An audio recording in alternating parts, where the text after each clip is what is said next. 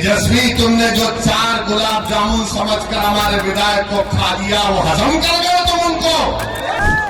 सुबह में जो बोलेंगे शाम तक चाचा पलट जाएंगे। अगर गिरगुट और नीतीश कुमार को सामने रखा जाए तो गिरगुट कहेगा कि मुझे इससे शर्म आती है। और भी कई पार्लियामेंट की सीट पर इंशाअल्लाह ताला हम सोच और विचार कर रहे हैं, क्योंकि हम जान चुके हैं कि तुम बीजेपी को नहीं रोक सकते। मोदी को अगर कोई रोक सकता है तो इंसाफ पसंद लोग रोक सकते हैं। ये मिलावटी, ये मिले हुए लोग नहीं रोक पाएंगे। ये कभी भी किसी भी कीमत पर आपका सौदा कर जाएंगे। तो हम आपसे अपील कर रहे हैं कि अपने मुत्तहिद रहिए, मजलिस को मजबूत रखिए, क्योंकि मगरिब का वक्त भी होने जा रहा है। हम आपसे आपके वोटों से मुंतखब शुदा, आपकी दुआओं से मुंतखब शुदा 4 विधायक को उन्होंने खरीद लिया। अब बताइए कौन जिम्मेदार है अगर आज बिहार में बीजेपी की सरकार है? तेजस्वी से पूछेंगे तो तेजस्वी बोलेंगे चाचा हमको छोड़कर चले गए। नीतीश कुमार से पूछेंगे तो अल्फाज चाप चाप कर बोलेंगे हम मर भी गए तो नहीं जाएंगे, अब कह रहे हैं कि हम यहीं रहेंगे। यानी नीतीश कुमार, अगर गिरगुट और नीतीश कुमार को सामने रखा जाए तो गिरगुट कहेगा कि मुझे इससे शर्म आती है।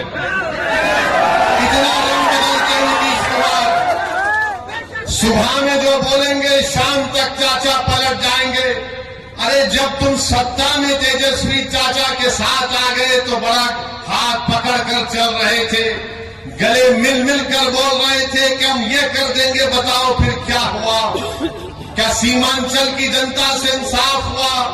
क्या सीमांचल में यहां पर आप ही के इस विधानसभा में यहां पर 2 अनुमंडल की जरूरत थी? क्या एक अनुमंडल खुला?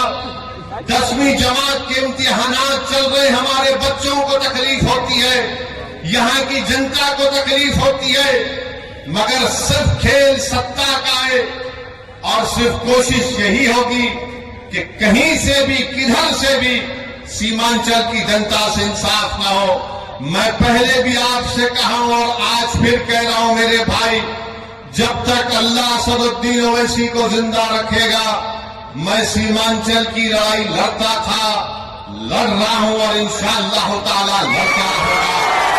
सीमांचल हो जाता है।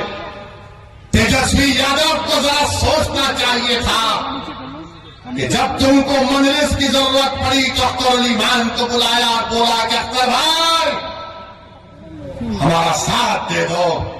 तेजस्वी, तुमने जो 4 गुलाब जामुन समझकर हमारे विधायक को खा दिया, वो हजम कर गए तुम उनको।